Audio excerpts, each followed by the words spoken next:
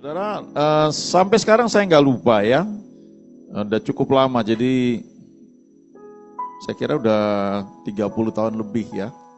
Dulu waktu saya kuliah ada seorang kakak yang seorang wanita ya. Kami dulu kan diajar untuk mengenal Tuhan. Lalu diajar untuk berdoa untuk calon teman hidup ya. Jadi ada kriteria dan segala macam. Dan ada seorang kakak yang cukup cukup lanjut usianya, seorang wanita ya. Dan kalau pria tuh kan kelihatannya nggak ada expire date-nya ya, tapi kalau wanita kan kadang-kadang ada batasan gitu ya. Ya, jadi ketika usia makin bertambah, nggak ada jodoh kelihatannya, ya ada orang yang memutuskan membujang, jangan salah ya. Dan banyak teman-teman saya juga mereka menikmati itu. Tapi yang ini entah bagaimana, suatu ketika saya dapat undangan pernikahan, ya. Jadi buat dia tuh luar biasa ya. Dan di undangannya dia tulis ayat yang sampai sekarang saya nggak lupa ya. Sebenarnya kita nyanyikan lagu tadi itu ya. Mazmur 40 ayat 6 ya. Banyaklah yang telah kau lakukan ya Tuhan Allahku. Perbuatanmu yang ajaib dan maksudmu untuk kami. Tidak ada yang dapat disejajarkan dengan engkau. Aku mau memberitakan dan mengatakannya, tetapi terlalu besar jumlahnya untuk dihitung. Ya. Itu ditulis di undangan pernikahan. Sampai sekarang saya nggak lupa. Itu berkesan sekali buat saya. Saudara tahu, itu kesaksian sederhana. Saya nggak terlalu kenal dengan kakak itu. Tapi lewat undangannya itu, waktu saya baca, sepertinya dia mau bilang, setelah sekian lama aku berdoa, aku menantikan, akhirnya Tuhan menjawab doaku. Ada seorang pria yang datang dan aku menjadi tulang rusuknya. Dia nggak tulis di undangan, tetapi ayat itu yang dia tulis. Hidup kita sebenarnya menceritakan tentang pekerjaan Tuhan. Kita hidup bukan sekedar untuk kerja, makan, punya anak, mensekolahkan anak, anak gede, kemudian bekerja setelah kuliah, kemudian nanti menikah, lalu punya cucu. Lebih dari itu saudara. Tuhan mau pakai kita untuk menjadi alat yang menceritakan kasih dan kuasa Tuhan. Nah, setidaknya ada 3 alasan ya kita bisa bersaksi. Nanti ada lagi yang lain tentunya, tapi yang pertama saya ingat adalah begini. Namanya kesaksian itu pengalaman pribadi. Pengalaman pribadi itu bisa aja kita dengar orang cerita, itu berkesan seperti yang saya bilang tadi, ya. Itu menjadi berkat buat saya. Karena saya mendengar dan itu memberkati saya.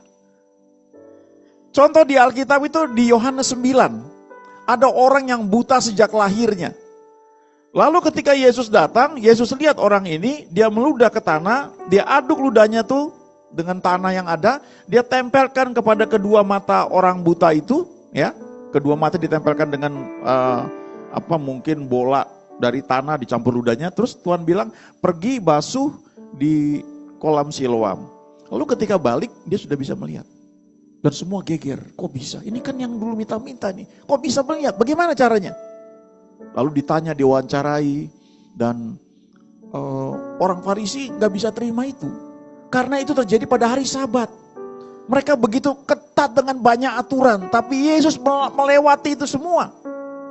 Dan kemudian dipanggil, diwawancarai, ditanya, gimana kamu bisa sembuh, bisa melihat bagaimana? Ditanya orang tuanya bilang, betul nih lahirnya buta. Sekarang bisa melihat, kami nggak tahu. Tanya dia sendiri, dia sudah dewasa. Dipanggil, ditanya lagi, gimana caranya? Itu orang meludah di tanah, kemudian diaduk, ditempel kepada kedua mataku, lalu aku disuruh mandi di kolam Siloam. Aku balik bisa melihat. Lalu orang itu protes lagi, ya, orang Farisi, ini pasti bukan dari Tuhan. Masa hari Sabat? Menurut kamu gimana? Kayaknya dia nabi, karena nggak mungkin orang bisa buat kayak begitu. Terus orang Farisi ini nggak percaya lagi. Terus kayak begitu. Akhirnya orang Farisi nanya lagi, bener nih kamu? Bener kok, kamu gak percaya? Dulu memang saya buta, sekarang saya bisa melihat, kamu gak percaya? Terus orang buta ini bilang begini, yang sudah sembuh ini, apa kamu mau jadi murid orang itu juga? Terus orang-orang Farisi bilang, kamu mungkin murid orang itu, kami murid Musa katanya. Ya. Terus satu kalimat yang orang buta ini sebut sampai sekarang itu buat saya berkesan. Apakah orang itu orang berdosa atau tidak? Aku nggak tahu. Tapi satu hal aku tahu, dahulu aku buta, sekarang aku bisa melihat. Ku sembah Kau, ku sembah Kau, Engkau yang layak untuk ku sembah. Ku sembah Kau, ku sembah Kau, Engkau yang layak untuk ku sembah. Katakan sekali lagi, ku sembah Kau, ku sembah Kau, ku sembah Kau, Engkau yang layak untuk ku sembah. Ku sembah Kau, ku sembah Kau, Engkau yang layak untuk ku sembah. Yang kedua, ya, kita bisa bersaksi walaupun mungkin kalau tadi yang orang buta itu ya, dia kan buta kemudian dia sembuh. Tapi yang kedua bisa juga secara fisik itu sehat ya. Tetapi ada perubahan, ada sesuatu yang dia alami yang membuat dia heran sehingga orang ini bisa cerita ke orang lain. Contohnya tuh perempuan Samaria di Yohanes 4. Dia orang biasa, dia tidak kenal Tuhan, dia sudah punya suami 5, ya. Kemudian yang berikutnya ini dia summon leven ya istilahnya.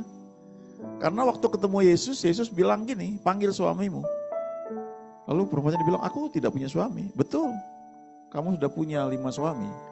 Dan yang sekarang sama kamu ini bukan suamimu, katanya. Kamu benar.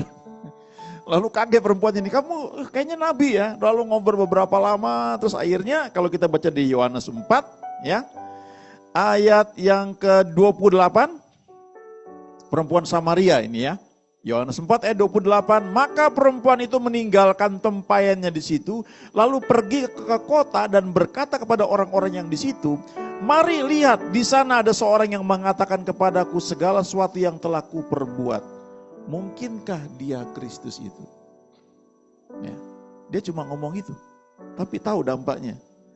Lihat di Yohanes 4 ini ayat 40. Ya. Dari ayat 39 lah ya. Yohanes 4 ayat 39, dan banyak orang Samaria dari kota itu telah menjadi percaya kepadanya karena perkataan perempuan itu. Yang bersaksi, ia mengatakan kepadaku segala sesuatu yang telah kuperbuat. Ya, teman-teman yang jadi gembala kul, ini salah satu contoh gitu. Perkataannya itu menjadi berkat bagi orang-orang, khususnya yang digembalakan. Lalu ayat 40 ya. Ketika orang-orang Samaria itu sampai kepada Yesus, mereka meminta kepadanya supaya ia tinggal pada mereka dan ia pun tinggal di situ 2 hari lamanya. Awalnya tuh gak ada rencana, cuma harus lewat di situ aja. Lalu gara-gara perempuan ini, Yesus tinggal 2 hari di sana. Ayat 41, dan lebih banyak lagi orang yang menjadi percaya karena perkataannya. Ayat 42, dan mereka berkata kepada perempuan itu, kami percaya tetapi bukan lagi karena apa yang kau katakan, sebab kami sendiri telah mendengar dia dan kami tahu bahwa dialah benar-benar juru selamat dunia. Satu kota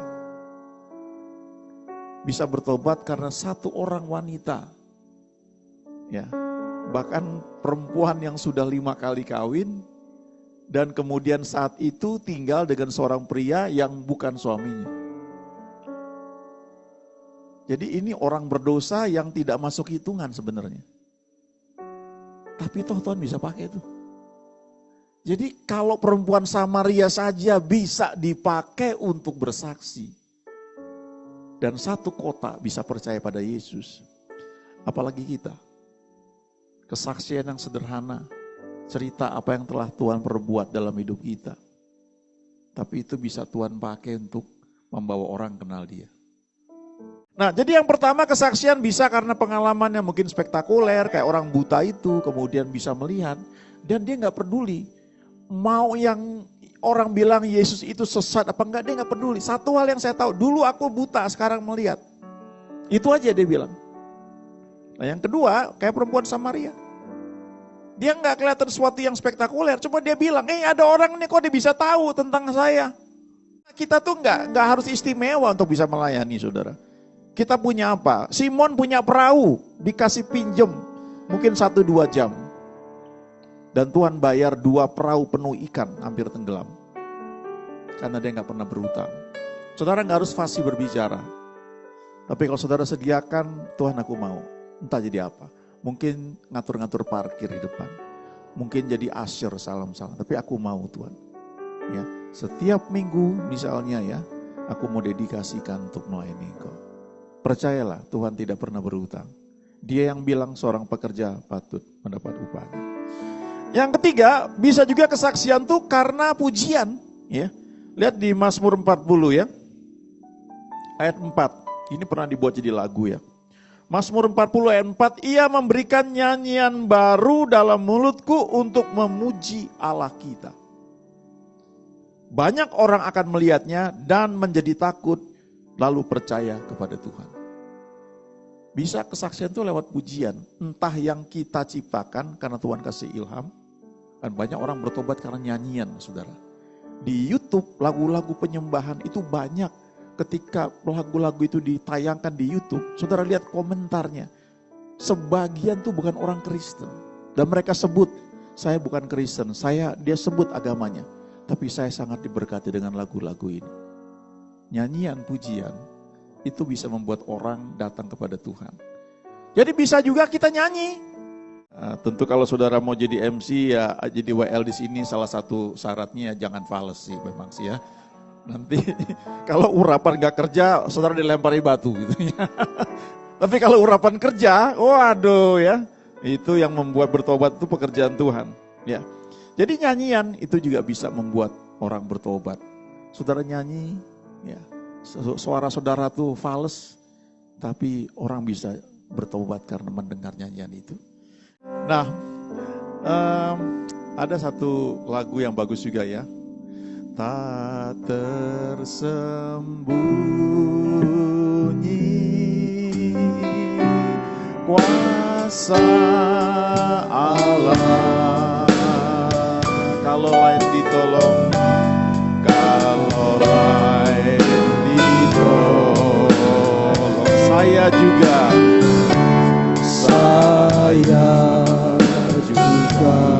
tangannya terbuka. Tangannya terbuka, menunggulah, tak tersembunyi kuasa, tak tersembunyi kuasa Allah, kuasa Allah. Ayo kita pakai berdiri saudara ya, tak tersembunyi.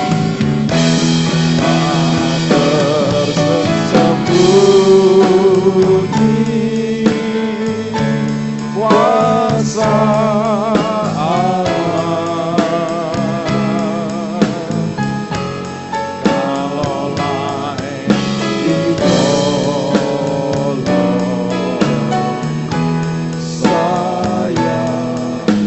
juga tangannya terbuka, tangannya terbuka, menunggulah, tak tersembunyi kuasa Allah, tak tersembunyi kuasa Allah. Kita teduh ya. Setiap orang tuh selalu punya pertandingan, punya masalah. Yang saudara lihat berdiri di depan di mimbar juga punya masalah, saudara. Saya juga punya masalah. Gak ada yang gak punya masalah. Itu menandakan bahwa kita itu memang hidup. Masalah itu untuk dihadapi, supaya kita semakin bertumbuh. Kalau ada yang bersaksi tadi, beberapa orang, itu merupakan salah satu contoh bagaimana Tuhan bekerja dalam hidup mereka. Nah, kalau Tuhan bekerja dalam hidup mereka, Dia juga mau bekerja dalam hidup kita. Kalau orang lain ditolong, Dia juga mau menolong kita. Nah, apapun masalah saudara saat ini, ya, saya mau berdoa buat saudara. Ya. Sekian tahun yang lalu saya pernah diminta berdoa mengurapi rumah-rumah mewah. Sangat mewah. Ya. Padahal saya masih ngontrak waktu itu. Dan saya tanya, Tuhan apa gak salah? Lalu Tuhan kasih ingat, Abraham berdoa untuk Abimelek dan orang-orang di Gerar. Sehingga mereka punya anak. Tapi dia sendiri belum punya anak. Jadi saya doakan rumah-rumah itu. Sekarang saya sudah punya rumah sendiri. Ya, kami tinggal di rumah sendiri. Tapi dulu belum punya. Jadi artinya apapun masalah yang kita hadapi, kita bisa dipakai Tuhan untuk mendoakan orang lain. Ya, saya minta teman-teman yang bersaksi tadi maju ke depan sini ya. Ada Ko Ivan, Bu Betty, silakan ya. Mari arahkan ke arah jemaat tangan kita. Kita akan berdoa ya. Ya, Bu Hani, Pak Ferry, ya, Ko Ivan, ya, Sis Jo, ya, ya.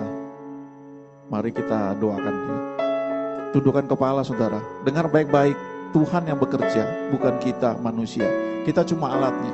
Apapun masalah saudara. Saudara butuh penghiburan. Saudara butuh tuntunan. Saudara butuh kesembuhan. Butuh zaman Tuhan dalam hal ekonomi. Saudara butuh uang. Tuhan berkata, mintalah maka kamu akan menerima. Carilah kamu akan mendapat. Ketuklah maka pintu akan dibuka bagi kamu. Teman-teman di sini akan mengangkat tangan berdoa sama-sama sepakat dengan saya. Apapun masalah saudara, mari arahkan hati pada Tuhan. Ya, Tuhan, pada pagi siang hari ini kami mengangkat tangan kami buat teman-teman yang hadir, yang punya kebutuhan, punya kerinduan, punya persoalan, butuh penghiburan, butuh kekuatan baru. Kuasa-Mu tak tersembunyi Tuhan. Kuasa-Mu tersedia bagi setiap kami yang percaya. Kalau tadi kami mulai menyaksikan pekerjaan Tuhan dalam hidup kami, itu menunjukkan Engkau Tuhan yang hidup. Dan kami mau berdoa untuk semua yang hadir pada pagi siang hari ini. Apapun masalah yang dihadapi, Engkau Tuhan jawaban atas semua persoalan kami. Kami mengangkat tangan kami Tuhan. Tidak ada yang mustahil bagi kami yang percaya. Jamahan daripada-Mu turun atas kami semua Tuhan. Setiap kesaksian Tuhan gunakan berbicara di hati kami. Bahwa tidak ada yang mustahil bagi orang percaya. Bahwa Tuhan kami adalah Tuhan yang memberi upah kepada orang yang sungguh-sungguh mencari Dia. Terima kasih Tuhan, terima kasih. Kalau sebelumnya mungkin kami berpikir sudah lewat, sudah gak ada kesempatan. Tapi bersama Tuhan ada kesempatan baru. Dia ciptakan hal yang baru di depan. Kita melihat bagaimana Ayub pun Tuhan berkati luar biasa. Double dari apa yang pernah dia kehilangan sebelumnya. Mari percaya bahwa Tuhan itu Tuhan yang setia, Tuhan yang baik. Terima kasih Bapak, terima kasih. Anugerah-Mu melimpah atas kami semua. Dan jadilah demikian dalam hidup kami. Seperti yang kami harapkan, seperti yang Kau janjikan. Di dalam nama Yesus kami sudah berdoa. Haleluya, amin. Amin. Tuhan berkati, silakan duduk.